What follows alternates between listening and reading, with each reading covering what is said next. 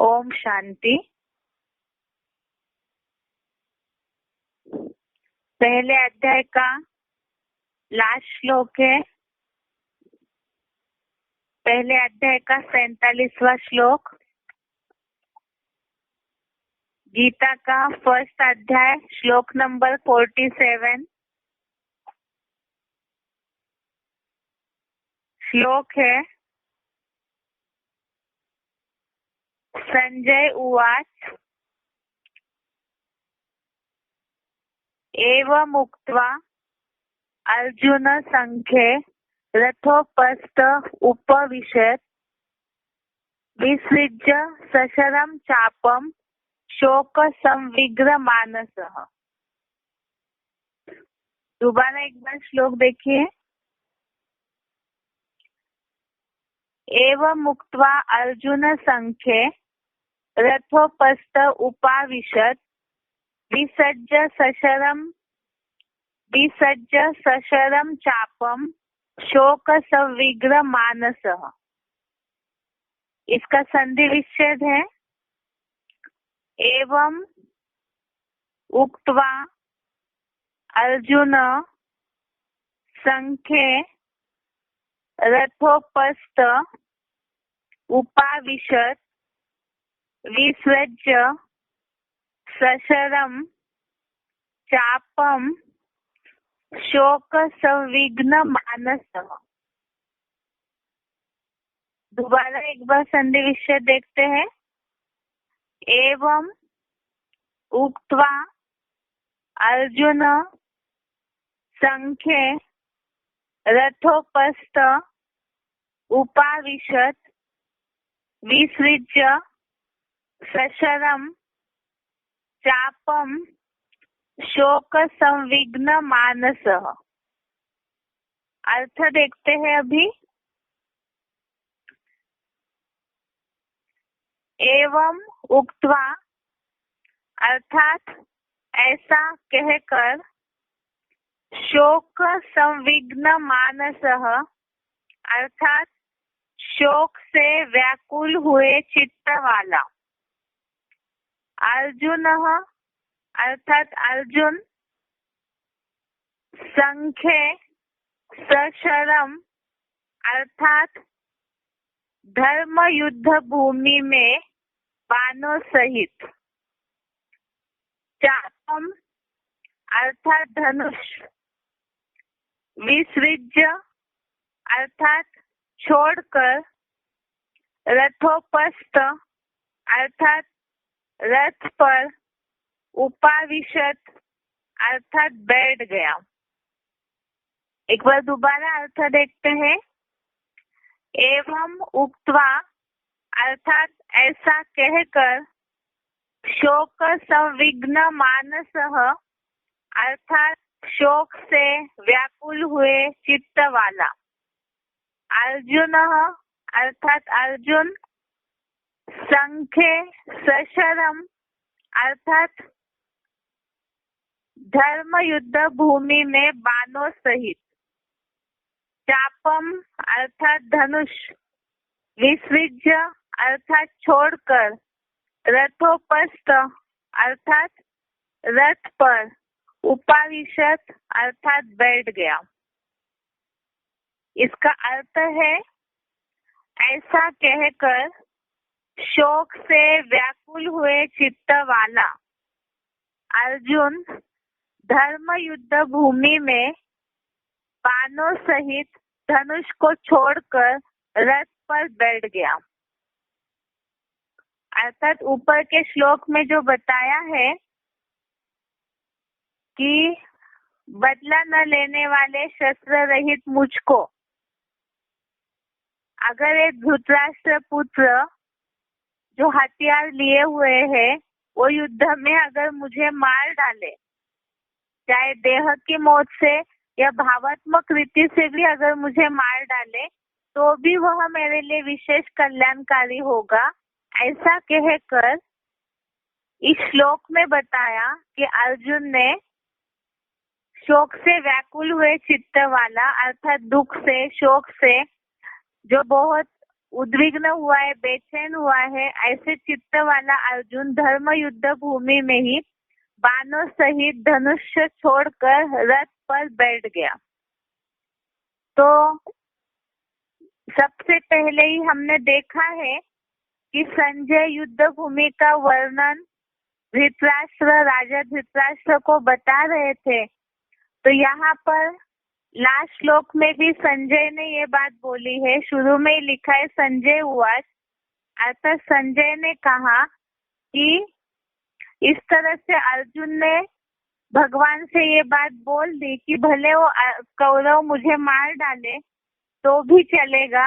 ऐसे कहकर शोक से व्याकुल हुए चित्त वाला अर्जुन धर्म युद्ध भूमि में बाणों सहित धनुष छोड़कर रथ पर बैठ गया, अर्थात हिम्मत हार के बैठ गए। अभी से एक बार क्लैरिफिकेशन सहित देखते हैं।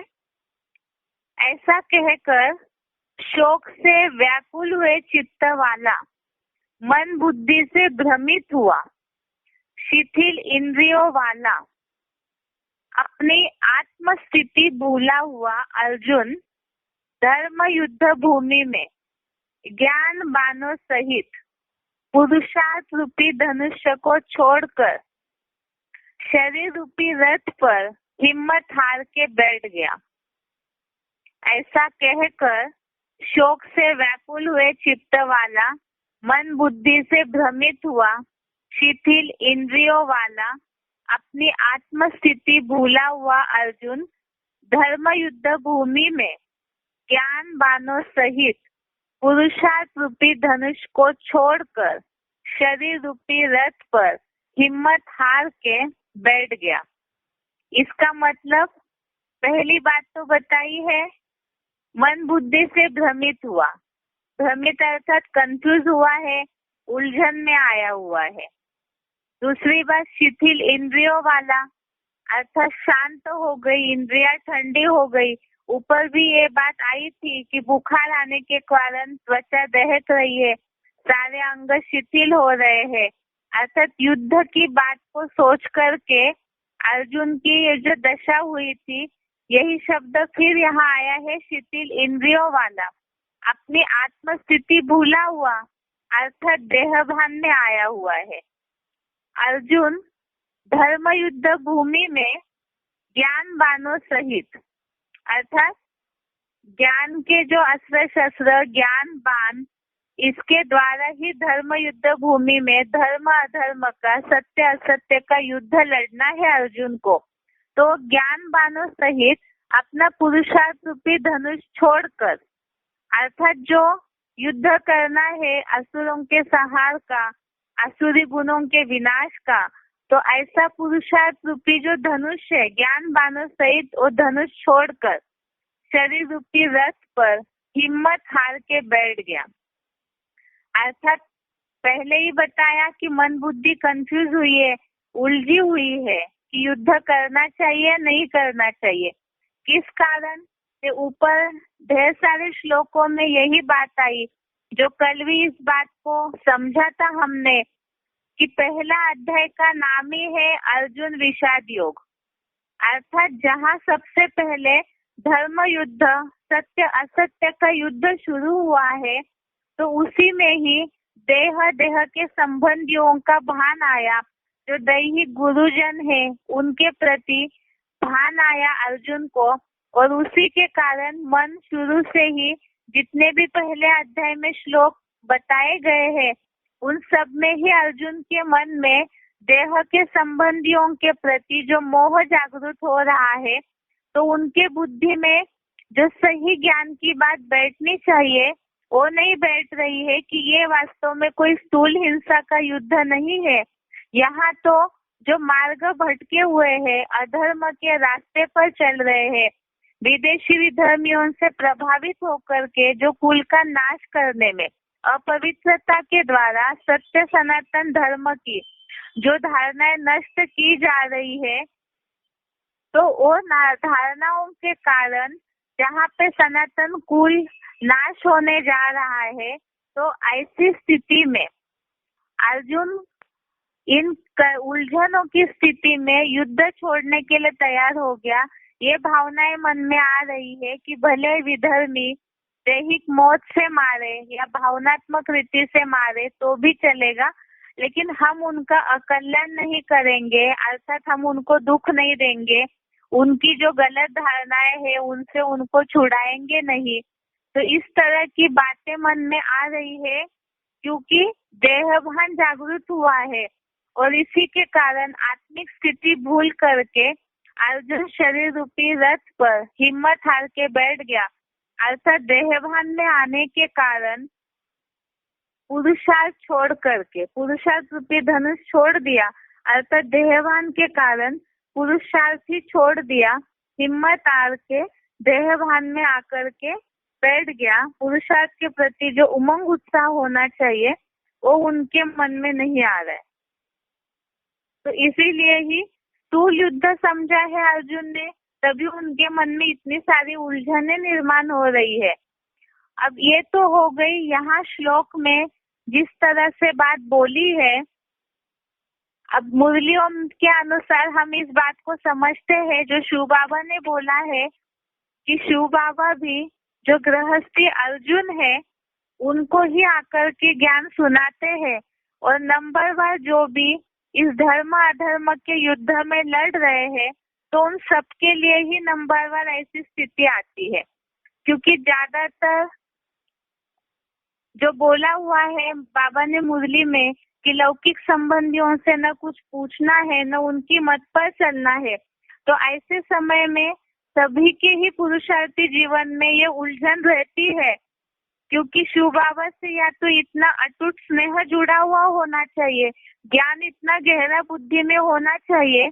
तो आत्मिक स्थिति के अनुसार अगर देखेंगे तो ज्ञान मार्ग में हिम्मत हारने की बात ही नहीं आएगी, क्योंकि यहाँ तो लौकिक संबंधी जो भी है वो तो कलयुग के हिसाब से ही मत देंगे। ज्यादातर बुद्धि में ये रहता है अज्ञानियों के कि ज्ञान में चलने से संबंधियों को छोड़ना पड़ता है, लेकिन वास्तव में यहाँ शिव बाबा तो किसी को भी छोड़ने के लिए नहीं बोल रहे हैं।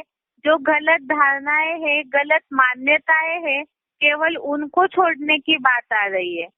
और यहाँ तो शिव बाबा का लक्ष्य ही है वसुधैव कुटुंबकम बनाना, अर्थात सारी वसुधा को ही एक सूत्र में बांधा जा रहा है। तो यहाँ परिवार छोड़ने की बात नहीं आ रही है। ये तो बहुत बेहद विशाल लक्ष्य है कि सारी सृष्टि को, सारे विश्व को ही एक परिवार में जोड़ा जा रहा है, लेकिन इस बात की समझ अज्ञानी या कलयुगी मनुष्यों में नहीं है। तो वो ज्ञान में चलने वालों के मन में जिस तरह की उलझनें निर्माण करते हैं कि रिश्ते नातों को छोड़ना पड़ेगा, संबंधियों को छोड़ना पड़ेगा, और ज्ञान में चलने वाले भी सही रीति से इस बात को न समझने के कारण, जैसे यहाँ अर्जुन की स्थिति बताई है कि वो भी शरीर रूपी रथ पर हिम्मत हार के बैठ गया, तो कहीं ना कहीं इन सब उलझनों के कारण पुरुषार्थी जीवन में उमंग उत्साह डाउन होता है। जिस तरह से पुरुषार्थ रेगुलर करना चाहिए, मुरली सुननी चाहिए, उसमें भी उमंग डाउन हो जाता है, अर्थात ही पुरुषार्थ छोड़ करके देहवान में आकर के बैठ जाते हैं। तो वास्तव में बेहद का लक्ष्य या ये जो ज्ञान अज्ञान के बीच का युद्ध है, सत्य असत्य के बीच का युद्ध है। अगर इस बात को आत्मिक स्थिति के द्वारा गहराई से समझेंगे तो पुरुषार्थ छोड़ने की बात ही नहीं आएगी, दुखी होने की बात ही नहीं आएगी, क्योंकि देहवान है तभी दुख होता है। के द्वारा बेहद का अगर विशाल लक्ष्य बुद्धि में है तो दुख होने की या हिम्मत हारने की बात ही नहीं आएगी। इसीलिए यहाँ अर्जुन की स्थिति एक बार दोबारा इस श्लोक का अर्थ पढ़ते हैं। ऐसा कहकर शोक से व्याकुल हुए चित्त वाला, मन बुद्धि से भ्रमित हुआ, शिथिल इंद्रियों वाला, अपनी आत्मस्थिति भूला हुआ अर्जुन धर्म युद्ध भूमि में ज्ञान बाणों सहित पुरुषार्थ रूपी धनुष छोड़कर शरीर रूपी रथ पर हिम्मत हार के बैठ गया। तो यही समझा कि ज्ञान बाणों सहित पुरुषार्थ रूपी धनुष को छोड़कर, अर्थात पुरुषार्थ को छोड़ दिया। ये पुरुषार्थी तो धनुष है जिसके आधार से आगे बढ़ा जा सकता है। स्वर्ग का जो लक्ष्य दिया हुआ है इस युद्ध के बाद, युद्ध तो इसीलिए किया जा रहा है ताकि अनेक कुलों का, अनेक धर्मों का नाश होकर के एक सत्य सनातन धर्म की स्थापना हो। तो इसमें ही अगर ये पुरुषार्थ छोड़ दिया जाएगा, देहभान में हिम्मत आकर के बैठ जाएंगे, तो जिस तरह से प्राप्ति होनी चाहिए देहभानियों को वो प्राप्ति नहीं होगी, क्योंकि आत्मिक स्थिति के द्वारा ही ज्ञान मार्ग में प्राप्ति हो सकती है। तो ये है पहले अध्याय का अंतिम श्लोक, 47वां श्लोक। इसमें अर्जुन की स्थिति बताई हुई है सारी। एक बार इस श्लोक का उच्चारण सुनते हो और अर्थ। संजय उवाच एवमुक्त्वार्जुनः संख्ये रथोपस्थ उपाविशत् विसृज्य सशरं चापं शोकसंविघ्नमानसः। संजय ने बोला, ऐसा कहकर शोक से व्याकुल हुए चित्त वाला, मन बुद्धि से भ्रमित हुआ, शिथिल इंद्रियों वाला, अपनी आत्मस्थिति भूला हुआ अर्जुन धर्म युद्ध भूमि में ज्ञान बाणों सहित पुरुषार्थ रूपी धनुष को छोड़कर शरीर रूपी रथ पर हिम्मत हार के बैठ गया। संजय उवाच एवमुक्त्वार्जुनः संख्ये रथोपस्थ उपाविशत् विसृज्य सशरं चापं शोकसंविघ्नमानसः। संजय ने बोला, ऐसा कहकर शोक से व्याकुल हुए चित्त वाला, मन बुद्धि से भ्रमित हुआ, शिथिल इंद्रियों वाला, अपनी आत्मस्थिति भूला हुआ अर्जुन धर्म युद्ध भूमि में ज्ञान बाणों सहित पुरुषार्थ रूपी धनुष को छोड़कर शरीर रूपी रथ पर हिम्मत हार के बैठ गया।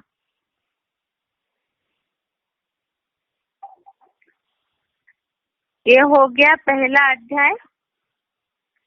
अभी आगे देखते हैं बेसिक कोर्स।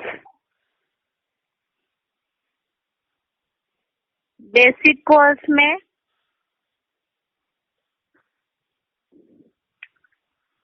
हमारा टॉपिक चल रहा था संस्कार। इसमें थोड़ा सा कल जो हमने समझा है उसको रिवाइज करते हैं। संस्कार क्या है उसकी परिभाषा समझी थी। मन में जो संकल्प आता है उस पर बुद्धि फैसला करती है, निर्णय लेती है, परखती है, और उस समझ के आधार से बुद्धि ने जो निर्णय लिया है परखने के बाद फिर जो कर्म किया जाता है वो कर्मों का असर जो है वो मन बुद्धि पर छाप पड़ जाती है, जिसे ही संस्कार कहा जाता है। और लगातार अगर वही कर्म वैसे ही निर्णय लिए जाते हैं तो समय समय पर कर्मों पे जो छाप पड़ती है उसे ही संस्कार कहा जाता है, जिसे एक व्यावहारिक शब्दों में बोला जाता है आदतें। कर्मों पे जो लगातार की आदतें होती है, अब ये आदतें या ये जो संस्कार है इसी का ही मन बुद्धि पे कहीं ना कहीं लेप चढ़ जाता है, और वो जो लेप है, जो असर बैठ जाता है, वो संस्कार कहा जाता है। जैसे कि शरीर की इंद्रियां जो है, जितनी भी इंद्रियां है, ज्ञानेंद्रिया और कर्मेंद्रिया, और सारे ही अरस परस अल्टरनेट जरूरी है शरीर को कार्य करने के लिए।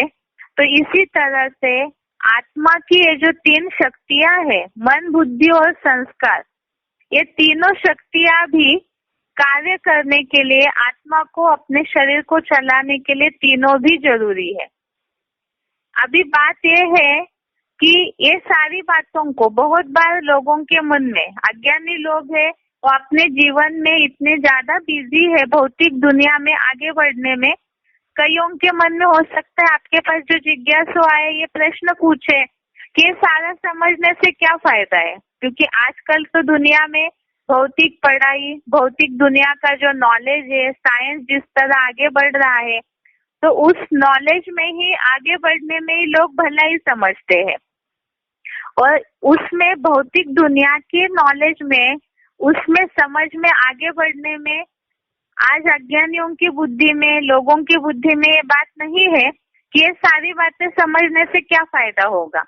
इसलिए कई लोग ये बात को पूछते हैं कि ये मन बुद्धि संस्कार है, कर्म है, ये सब समझने से क्या फायदा होगा। तो इसका महत्व लोगों को, जिज्ञासुओं को समझाना जरूरी है कि ये सब समझना क्यों जरूरी है। आज तो दुनिया में लोग यही कहते हैं, मुरलियों में भी शिव बाबा उदाहरण देते हैं कि आज के लोग ज्यादातर कहते हैं कर्म प्रधान है, तो इसीलिए भौतिक दुनिया के कर्मों में ही वो लगे हुए हैं। उसमें ऐसे कर्म करते हैं जिसमें जन बल की ताकत कमाते हैं, मर्तबा कमाते हैं और साथ में धन बल कमा लेते हैं, तो उसी को ही वो कर्म प्रधान मानते हैं। लेकिन वास्तव में अगर वही कर्म प्रधान है, जन बल की ताकत कमाना, भौतिक दुनिया का मर्तबा कमाने वाले कर्म करना, धन बल कमाना, अगर यही वास्तव में कर्म प्रधान है, तो फिर जब ये जन बल की ताकत खत्म हो जाती है, ऐसा भी तो सभी के जीवन में समय आता है, ये धन बल की ताकत कभी खत्म हो जाए, क्योंकि धन तो पानी की तरह बहता है, वो किसी के पास स्थिर नहीं रहता है। और खास तो आज दुनिया में कोई ईमानदारी से कमाते नहीं है, क्योंकि सबके कर्मों में कहीं ना कहीं मिक्सचरिटी है, संकेत रंग का प्रभाव है। तो ऐसे कर्मों को लोग महत्व दे रहे हैं क्योंकि उनके ऊपर गलत संस्कारों का, गलत संस्कारों का प्रभाव पड़ा है। तो ऐसे कर्म करने को अगर महत्व दे रहे हैं, तो जैसे ही जन बल की ताकत खत्म हो जाए, धन बल की ताकत खत्म हो जाए, तब वो किन कर्मों को महत्व देंगे। तो इसीलिए ही ये आधार जो है वो विनाशी आधार है, उसे ही कर्म प्रधान मानना ये गलत है, ये दुनिया को समझाना जरूरी है। तो वास्तव में मन, बुद्धि और संस्कार, इसकी जो मूल गुणधर्म है वो तो बताया है कि आत्मा मूल रूप में शांत स्वरूप है, पवित्र स्वरूप है, आनंद स्वरूप है। तो वास्तव में यही मूल संस्कार है, और ये संस्कार देहभान की धूल में दबने के कारण, आत्मा पे गलत संकेत रंग का प्रभाव पड़ने के कारण ही आज लोग जिन कर्मों में फंसे हुए हैं, जिन संस्कारों में फंसे हुए हैं, उसे ही वास्तविक जीवन समझ रहे हैं, जबकि वो वास्तविक जीवन नहीं है। तो इसीलिए ही ये जो लेपछेप चढ़ा हुआ है आत्मा पे, गलत भावनाओं का, गलत मान्यताओं का, तो इसे हटाना जरूरी है। ये गलत संस्कार है, और ऐसे जो गलत संस्कारों का कर्म करते करते आत्मा पे प्रभाव पड़ जाता है, इसी के कारण ही मनुष्य आज दुखी हो रहे हैं। गलत संस्कार जो है मनुष्य को दुख की ओर बरबसी खींच के ले जाते हैं। अभी मूलतः ये संस्कार जो है इसका महत्व समझना जरूरी है। क्यों? क्योंकि संस्कारों के आधार से ही जो आत्मा पे लेपछेप चढ़ता है, उन संस्कारों के आधार से ही आत्मा निर्लेप नहीं कही जाती है। आत्मा पे लेप चढ़ा हुआ है, और इसी के कारण ही पापात्मा या पुण्यात्मा कही जाती है। शरीर से भले कर्म किए जा रहे हैं, लेकिन शरीर जड़ है, बिना चैतन्य शक्ति आत्मा के शरीर का कोई महत्व नहीं है। इसीलिए ही पाप शरीर या पुण्य शरीर नहीं कहा जाता है, क्योंकि शरीर के द्वारा कर्म करने वाली आत्मा है। और आत्मा के लिए बताया कि बुद्धि जो है वो सारथी है, ये सबको चलाने वाला। इसीलिए ही, लेकिन वो बुद्धि पे भी प्रभाव किसका पड़ता है? संस्कार जो है, कई बार लंबे समय की जो कर्मों की प्रैक्टिस है, गलत निर्णय लिया बुद्धि ने, संस्कारों के वश मनुष्य ने गलत कर्म किए, तो जबरियन ही हो उन धारा में, गलत कर्मों की धारा में बहते बहते पाप करने लगता है, तो पापात्मा कहलाने लगता है। इसीलिए ही खास है कि संस्कार जो है, ये तो बात हमने समझी कि मन, बुद्धि और संस्कार ये तीनों भी अरस परस है। इसीलिए ही तीनों का भी महत्व है आत्मा के सूक्ष्म शक्तियों का। इसीलिए ही जैसे कि शरीर छूट जाता है व्यक्ति का, तो शरीर से कर्म भले किए जा रहे लेकिन आत्मा कर्म करा रही है इंद्रियों के द्वारा, मन बुद्धि संस्कार की ताकत के द्वारा। इसीलिए ही शरीर छूटने के बाद भी मन बुद्धि रूपी आत्मा जो है, वो जो शरीर के द्वारा कर्म करके आदतें बनाई है, संस्कार भरे हैं अपने अंदर, तो वो अपने सूक्ष्म शरीर के साथ मन बुद्धि की शक्ति के साथ आत्मा उन संस्कारों को भी अगले शरीर में ले जाती है। इसका उदाहरण कैसे देखेंगे? जैसे एक ही घर में माता पिता के दो जुड़वा बच्चे पैदा हो जाते हैं, लेकिन फिर भी दोनों के संस्कारों में, गुणों में, आदतों में बहुत अंतर रहता है। जब एक ही माता पिता के बच्चे हैं तो माता पिता के कर्मों का, गुणों का पूरा प्रभाव होना चाहिए उन पे। या तो सगे जुड़वा बच्चे पैदा हुए तो भी होना चाहिए, लेकिन ऐसे नहीं होता है। क्यों? क्योंकि पूर्व जन्मों में आत्मा जहाँ भी जैसे भी कर्मों का लेपचेप ली हुई है अपने साथ, तो उसी को अगले जन्म में अगला शरीर धारण करने के बाद लेके जाती है।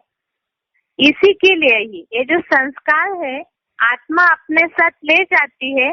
इसके लिए ही हमने कल श्लोक समझा था, 15वें अध्याय का 8वां श्लोक, अध्याय 15 का श्लोक नंबर 8।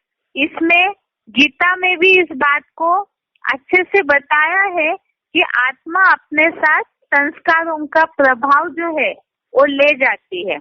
जिसका सिर्फ अर्थ देखते हैं कि जब पुरुषोत्तम संगम में परम ब्रह्मा के बुद्धि रूपी पेट में एकत्र अखंड योग ऊर्जा का अंश आत्मा ईश्वर या प्राण वायु ऊपर निकलता है, और जब दूसरी देह के निर्जीव गर्भ को धारण करता है, तब जैसे अदर्शनीय वायु फूलों से सुगंधियों को दूर ले जाती है, वैसे ही प्राण वायु इन भिन्न योनिगत प्राणियों की अपरा प्रकृतिगत 23 तत्वों को लेकर जाता है। तो कल 23 तत्वों को भी हमने समझा है, इसके पहले भी समझा है। अर्थात इन 23 तत्वों के द्वारा जिस तरह से शरीर की इंद्रियों से कर्म करते हैं, तो उन्हीं संस्कारों को, जैसे वायु अदृश्य है लेकिन वो फूलों के सुगंध को ले जाती है, इसी तरह से आत्मा भी आंखों से दिखाई नहीं देती, लेकिन उसने जो मन बुद्धि संस्कारों के गुणधर्मों को धारण किया है, वो अपने साथ ही दूसरे शरीर में जाकर के धारण करती है और अगले शरीर पे भी उसका प्रभाव दिखता है। इसीलिए बताया कि ये जो प्रभाव है मनुष्य के अगले जन्मों के कर्मों पर भी दिखाई जरूर देता है। जिसके लिए बताया कि जो पूर्व जन्म के संस्कार है और हर व्यक्ति की बुद्धि को कंट्रोल करते हैं, और संस्कार जो पक्का हो जाता है, कई बार गलत संग के रंग का प्रभाव इतना ज्यादा पड़ता है, ये संस्कार जब पक्का हो जाता है तो आदमी का, व्यक्ति का सोचना विचारना बंद हो जाता है। माना देहभान जन्म जन्मांतर का इतना प्रबल हो चुका है, जिसके लिए हम पहले भी समझे हैं मन बुद्धि के टॉपिक में, कि काम और क्रोध जो है इनसे रजोगुण तैयार होता है, और ये संस्कार या ये गलत कर्म का प्रभाव प्रबल हो जाता है, जिससे बुद्धि नष्ट हो जाती है। और बुद्धि नष्ट हो जाती है तो आज की दुनिया का जो पतन हुआ है, आज दुनिया में जो भी गलत कर्म करने वाले कुछ हिंसक लोग दिखते हैं, कुछ ऐसी आदतें होती है। बचपन में अगर कोई छोटा बच्चा चोरी कर रहा है, उसको अगर माता पिता ने समय पे समझाया नहीं, तो बड़ा होकर के वही कुछ बड़ा गुनहगार अपराधी बन जाता है। और जब वो ऐसा अपराधी बन जाएगा तो उससे क्या होगा? बचपन से ही अगर उसकी आदतों को सुधारा जाता, तो बड़े होकर के उसके मन पे ये प्रभाव जो हटना चाहिए कि वो अपराधी है, गलत कर रहा है, वो प्रभाव नहीं हटता है, क्योंकि शुरू से संस्कारों को सुधारा नहीं गया है। तो इसी तरह से ये संस्कार जो है पक्के हो जाते हैं। ये तो हो गया दुनियावी उदाहरण एक, लेकिन यहाँ पर तो कलयुग के अंत में आकर के सबकी ही आत्मा इतनी तामसी बन चुकी है कि सभी के ऊपर ही संग के रंग के कारण कुछ न कुछ ऐसे कड़े संस्कारों का प्रभाव होता है, जिसे हमने समझा है बुद्धि के टॉपिक में तामसी बुद्धि, तामसी ज्ञान और तामसी कर्म। उनकी अलग अलग विशेषताएं भी हमने गुणधर्म समझे हैं कि कैसे पहचाना जाएगा तामसी बुद्धि क्या है, तामसी कर्म क्या है, तामसी ज्ञान क्या है।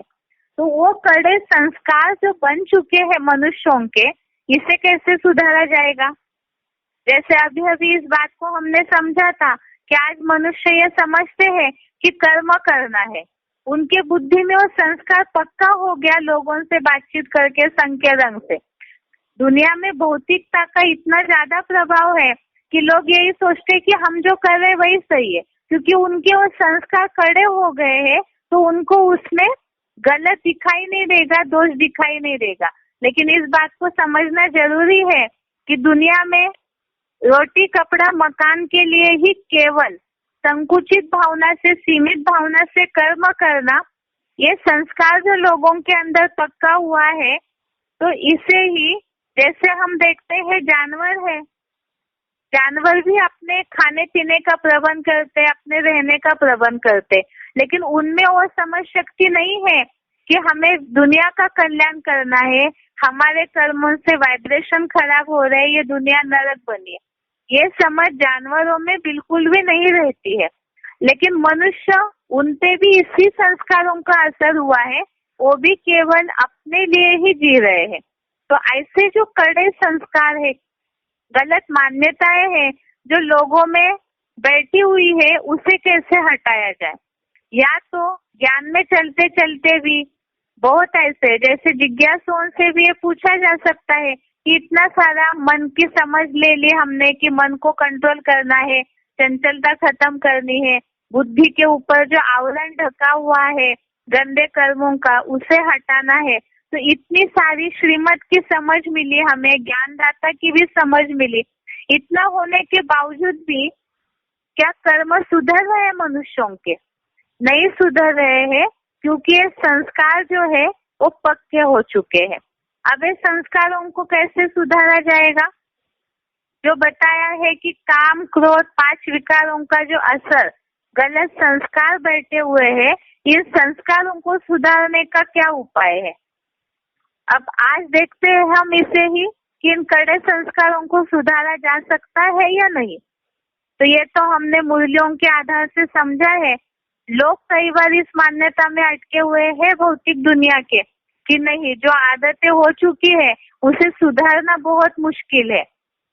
लेकिन शिव बाबा तो यहाँ बताते हैं, गीता में भी ऐसी बातें आई हुई है जिस आधार से हम इस बात को समझ सकते हैं कि इन सारे कड़े संस्कारों को सुधारा जा सकता है। संस्कार कड़े बने क्यों? इसे हमने समझा कि संग के रंग के कारण गलत मान्यताओं का प्रभाव बैठा हुआ है, इसी के कारण संस्कार गलत हुए हैं। अब उस प्रभाव को हटाने के लिए क्या करना है? अनेकों के संग से हमारे संस्कार कड़े गलत हुए हैं, आत्मा पापात्मा बनी है। अब इसके अगर उल्टा करते हैं तो हमारे संस्कारों में बदलाव आएगा। अब इससे पहले मुरली के आधार से समझते हैं हम। ये पॉइंट है सच्ची गीता खंड 2 का। इसमें ये बात समझ सकते हैं हम कि संस्कारों को कैसे सुधारा जाता है। मुरली तारीख है 15/5/69। मुरली डेट 15 मई 69। ये पॉइंट है, योग बल ही भूतों को भगावेगा, ज्ञान बल नहीं। योग में ही बहुत कमजोर है। सारा दिन दुनिया देखते हैं, घूमने का शौक बहुत है, घूमने धक्के खाने का शौक तो भूतों को होता है। भूतों को भगाने का एक ही रास्ता है, पाप की याद से भूत भागते जावेंगे। तो यहाँ कड़े संस्कारों को सुधारने का ये उपाय बताया है। यहाँ भूत बोला है क्यों? क्योंकि 5 विकारों के असर जो मन बुद्धि पे हुआ है, जिस कारण से हमारे संस्कार गलत हुए हैं।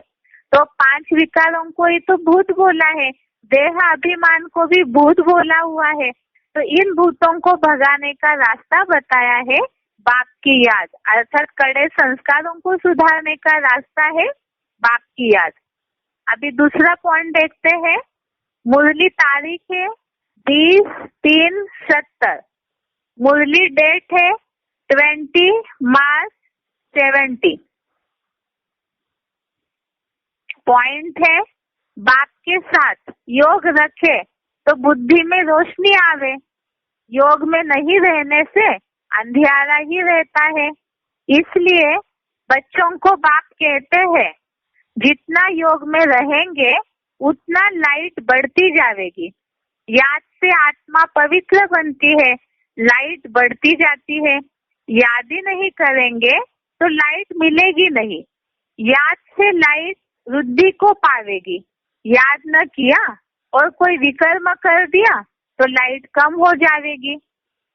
तो इसमें बताया है अज्ञान से अंधियारा होता है, भूत है, 5 विकार है, उसके कारण जो मन बुद्धि में गलत मान्यताएं बैठी हुई है तो वो अज्ञान अंधेरा है बुद्धि में। अब इस अंधेरे को बुद्धि से, मन से, संस्कारों के से कैसे हटाया जाए? तो बताया बाप की याद, ज्ञान सूर्य है शिव बाबा। तो शिव बाबा को जितना याद करेंगे तो उतना आत्मा में लाइट आती जाएगी। आत्मा जितनी पवित्र बनेगी तो ऑटोमेटिकली ही याद से ऑटोमेटिकली भूत भी भागेंगे। और बताया अगर याद नहीं किया और कोई विकर्म कर दिया संस्कारों के वशीभूत होकर के तो लाइट कम हो जाएगी। तो ये तो बातें बताई शिव बाबा ने मुरली में, संस्कारों को सुधारने का, आत्मा को पवित्र बनाने का, आत्मा के अंदर जो अज्ञान का अंधेरा है उसे हटाने का उपाय बताया है शिव बाबा की याद। योग बल ही भूतों को भगावेगा। अब एक सिलेक्टेड पॉइंट सुनते हैं जिसमें शिव बाबा ने संस्कारों को बदलने का उपाय बताया है। सिलेक्टेड पॉइंट का नंबर है 39, सिलेक्टेड पॉइंट का नंबर है 39। विकारी दृष्टि और वृत्ति को मिटाने के लिए कौन सा पुरुषार्थ करना है? वाचा की सेवा करनी है, कर्मेंद्रियों की भागदौड़ की सेवा करनी है, मनसा के संकल्पों की सेवा करनी है। कौन सी सेवा करनी है? क्या पुरुषार्थ करना है?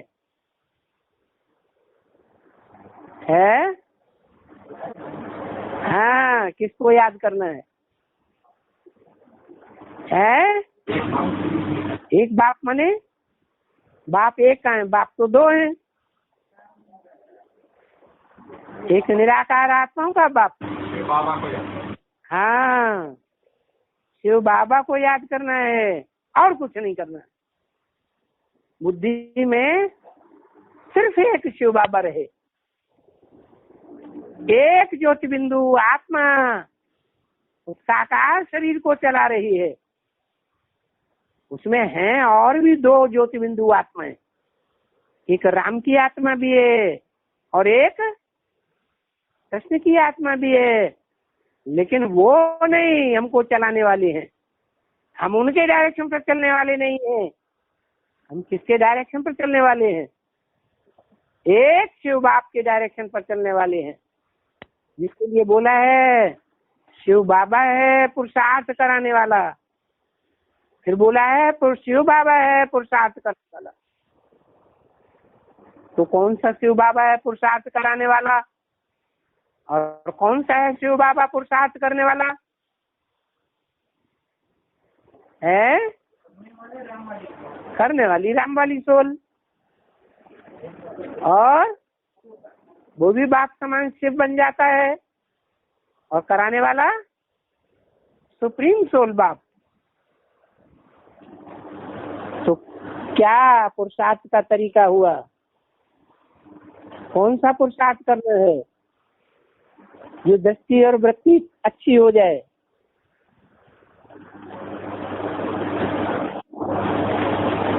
विकारी दृष्टि को मिटाने का सबसे अच्छा पुरुषार्थ कौन सा? अरे अभी तो बताया भाई ने, हैं? हाँ, शिव बाबा की याद में रहना और कुछ नहीं। मनसा के वृत्ति के वाइब्रेशन अच्छे और बुरे चलाने से भी कोई फायदा नहीं,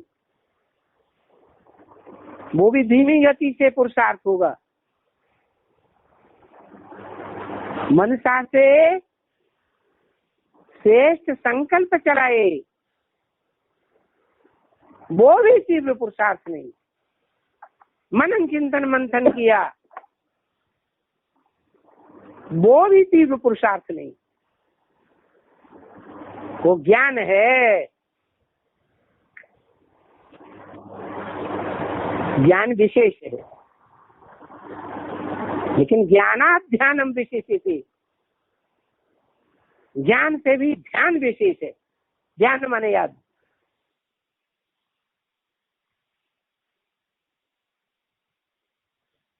इस तरह से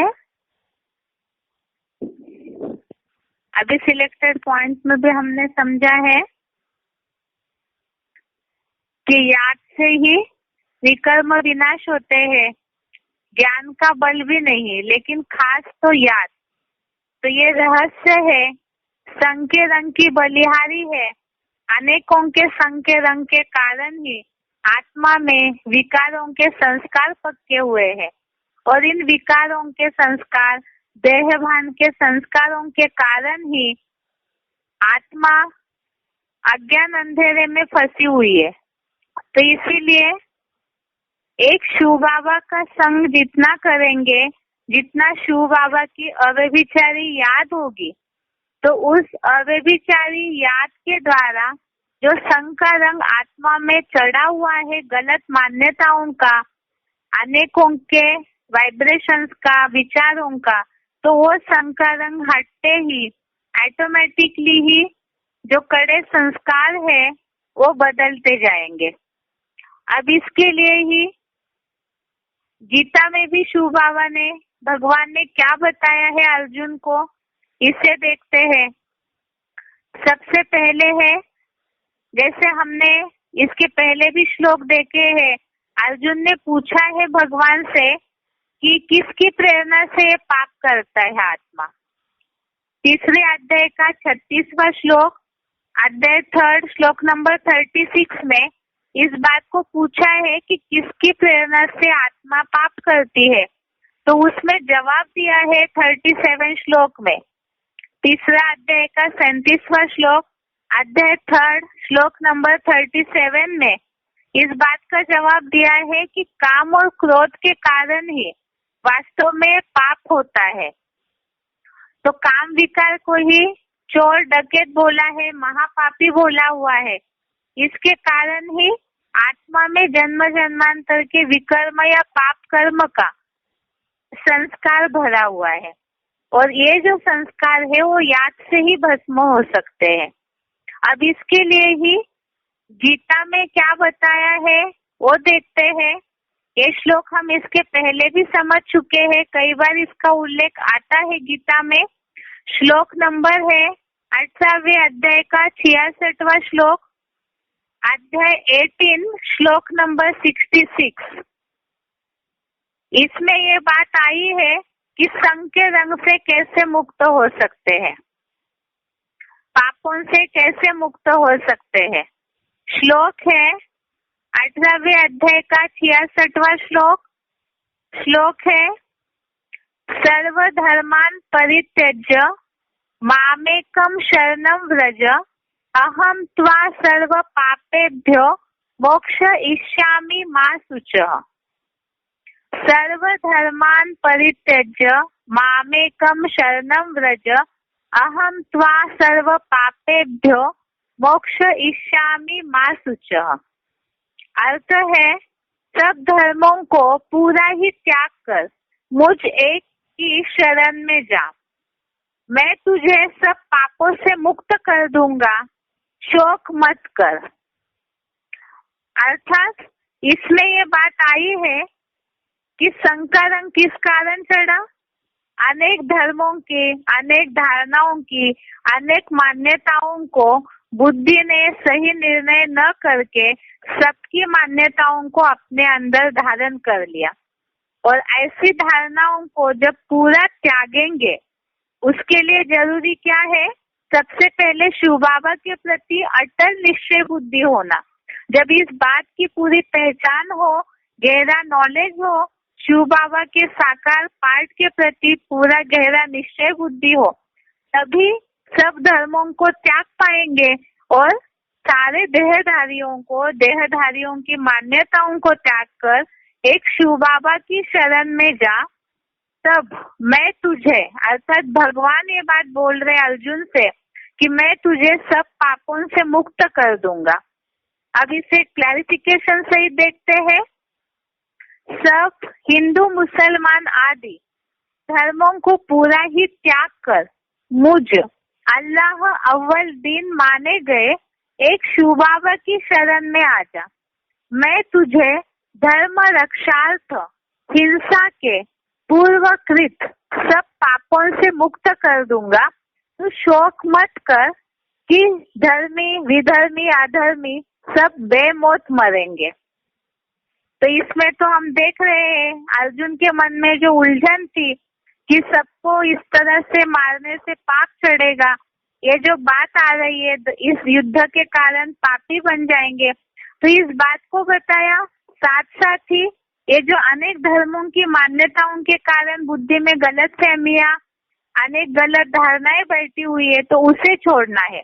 सब हिंदू, मुसलमान आदि धर्मों को पूरा त्याग कर मुझ, क्योंकि हिंदू धर्म भी कलयुग अंत में आकर के अलग अलग मान्यताओं का हिंदू धर्म पे भी प्रभाव पड़ता है। मुसलमान आदि माना जितने भी कल्प वृक्ष में अनेक अनेक धर्म बताए हैं, लेफ्टिस्ट, राइटिस्ट, और सब विधर्मी है, अधर्मी है। तो ऐसे सारे धर्मों का, उनकी मान्यताओं का पूरा त्याग कर, अर्थात बुद्धि से उनको पूरा छोड़कर मुझ अल्लाह अव्वल दिन एक शिव बाबा की शरण में आ जा। मैं तुझे धर्म रक्षार्थ हिंसा के पूर्वकृत सब पापों से मुक्त कर दूंगा। अर्थात ये जो धर्म अधर्म का युद्ध है, इसमें ये जो भावना बैठी है अर्जुन के मन में कि इस तरह से पाप चढ़ेगा या तो किसी को दुख देने से पाप चढ़ेगा, तो ऐसी जो भी है पाप, या तो ये जो भी जन्म जन्मांतर के पाप होते आए हैं गलत मान्यताओं के कारण, तो शिव बाबा की शरण में आ जा। अर्थात शिव बाबा से पूरा योग लगाएंगे, अपने मन बुद्धि को पूरा उनमें जोड़ेंगे, क्योंकि शरण में जाना अर्थात बुद्धि का योग पूरा अनेकों से हटा के शिव बाबा से लगाएंगे, तो सब पापों से मुक्त कर दूंगा, तू शोक मत कर।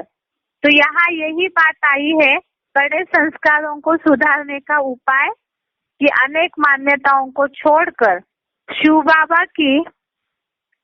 बाबा से जुड़ेंगे, उनका संग का रंग लेंगे, बिल्कुल अव्यभिचारी याद करेंगे, तो ऑटोमेटिकली ही जो गलत कर्म हो चुके हैं, गलत संस्कार पड़ चुके हैं, उन पापों से भी मुक्त होंगे।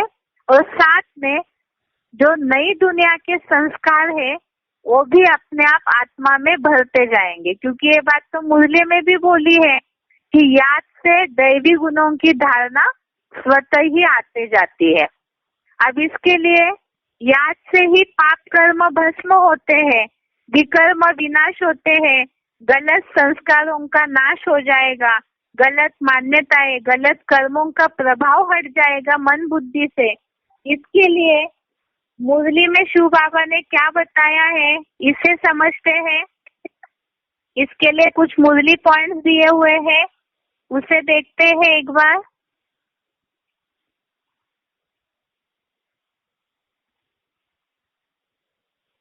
ये भी मुरली से लिए हुए पॉइंट है, मुरली का पॉइंट है।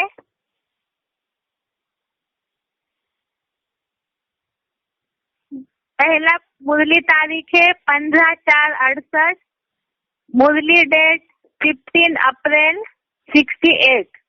पॉइंट है, जब तक बाप को परमात्मा समझकर याद नहीं करेंगे तो पवित्र कैसे बनेंगे।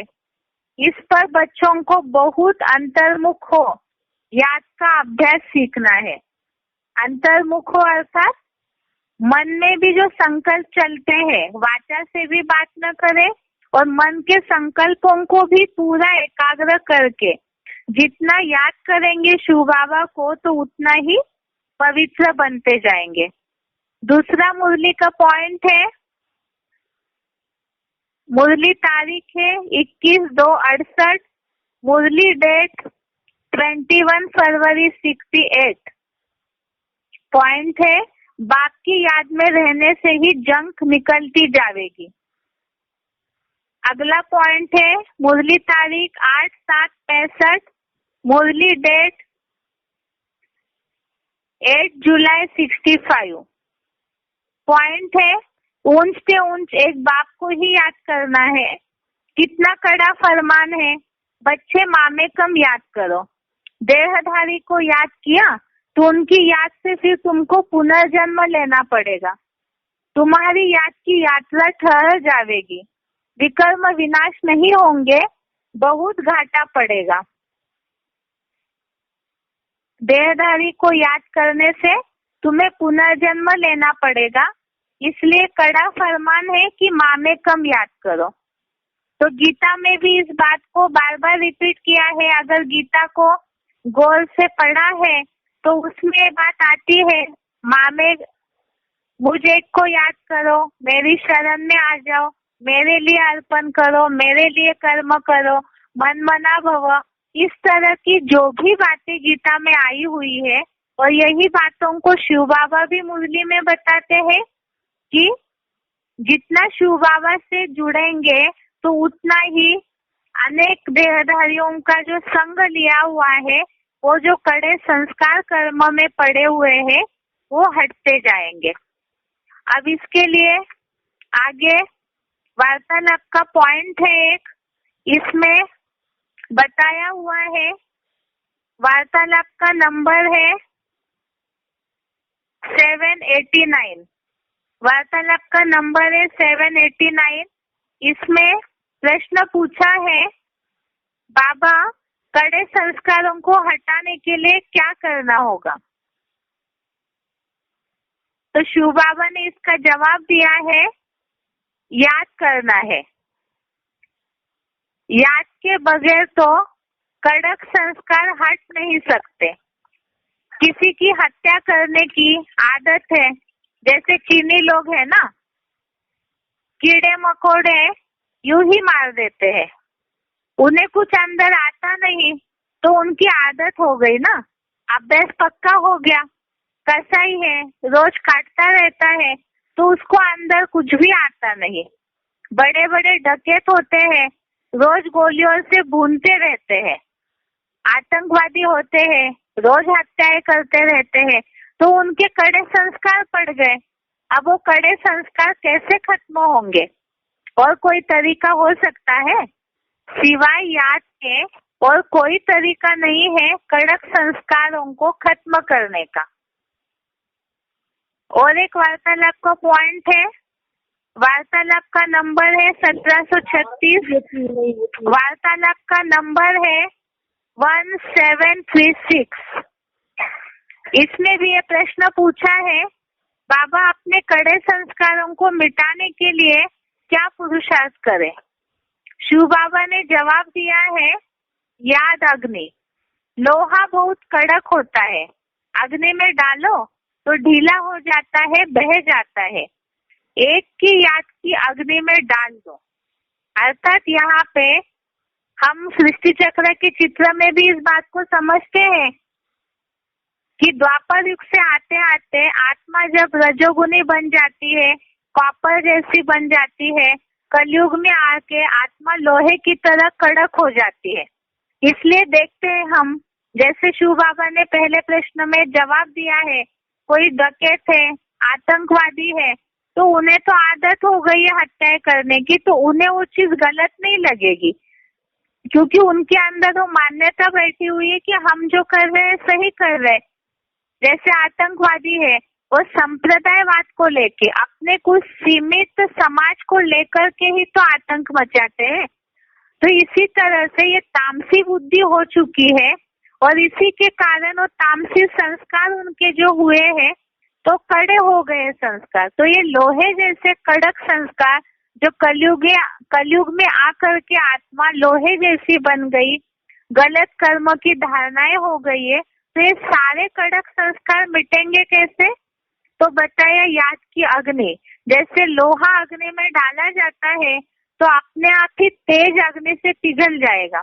तो ऐसे ही एक शिव बाबा से जितना मन बुद्धि का योग जुड़ेगा, तो मन बुद्धि के अंदर जो गलत मान्यताएं, गलत धारणाएं बैठी हुई है, वो अपने आप ही योग की अग्नि में, याद की अग्नि में पिघल जाएगी, और आत्मा सतो प्रधान सात्विक बनती जाएगी।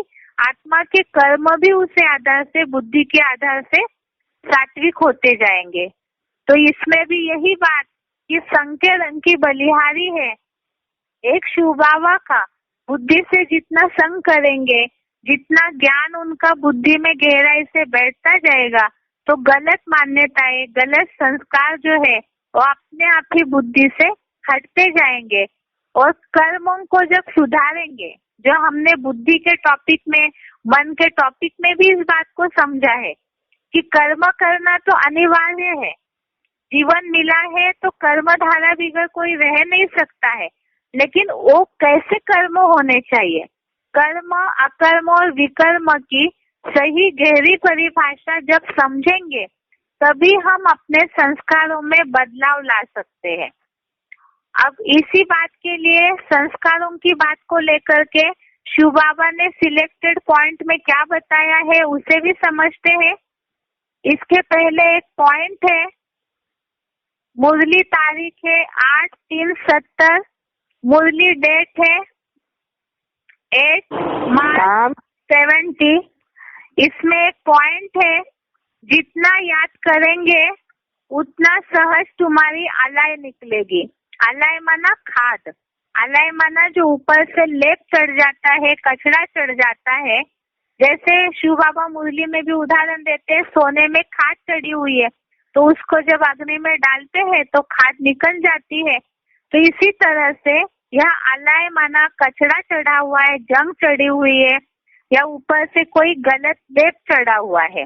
जितना याद करेंगे उतना सहज तुम्हारी अलाई निकलेगी।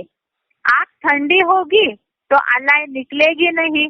इनको योग अग्नि कहा जाता है, जिससे विकर्म विनाश होते हैं।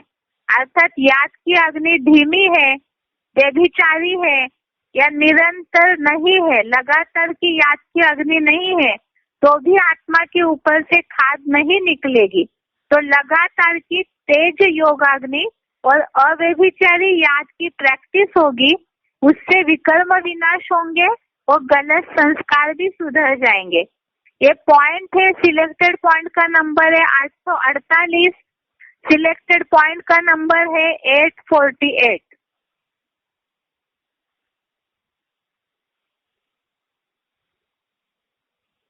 की जो चीज नहीं होती है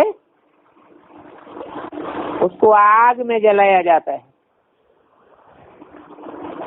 कचरे को आग में जलाते हैं ना, तो अभी तुम्हारी मन बुद्धि को ये आत्मा कहते हैं। ये पतित आत्मा जैसे कि योग अग्नि में जलती है, तपाई जाती है। दुनिया में तो कोई चीज काम की नहीं है। अभी मनुष्य मात्र को आग लगनी है, तो सारे भंभोर को आग लगेगी।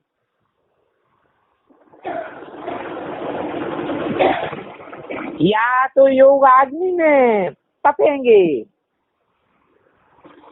और योग अग्नि में नहीं तपेंगे तो इस स्थूल आग में तपना पड़ेगा, भस्म हो जाएंगे।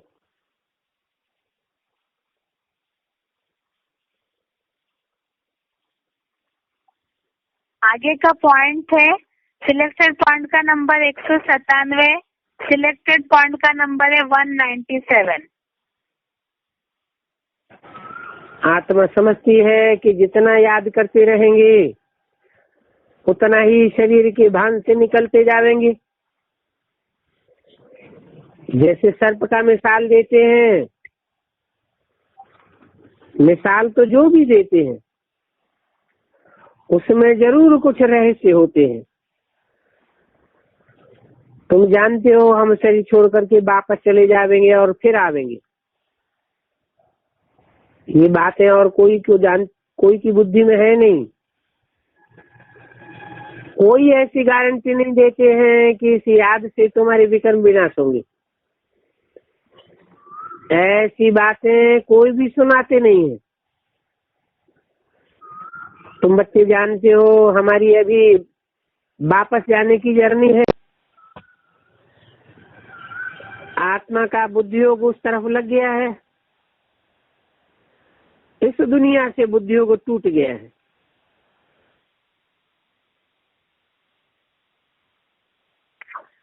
इस तरह से हमने आज संस्कारों के लिए समझा है कि जितना याद करेंगे उतना कड़े संस्कार जो है वो निकलते जाएंगे। और श्लोक समझा खास, सर्वधर्मान परित्यज्य मामेकम शरणम व्रज, अर्थात सारी जो भी धारणाएं हैं, मान्यताएं बुद्धि में बैठी है जिसके कारण संस्कार गलत हुए हैं, तो उनको छोड़ेंगे तो ऑटोमेटिकली ही बताया कि सब पापों से मुक्त कर दूंगा। तो ये है आज का संस्कारों का अभी तक का टॉपिक। आगे और देखेंगे कि किस तरह से इन कड़े संस्कारों को बदलने के और क्या उपाय है, ये कल समझते हैं। आज के लिए यहाँ तक ही। ओम शांति।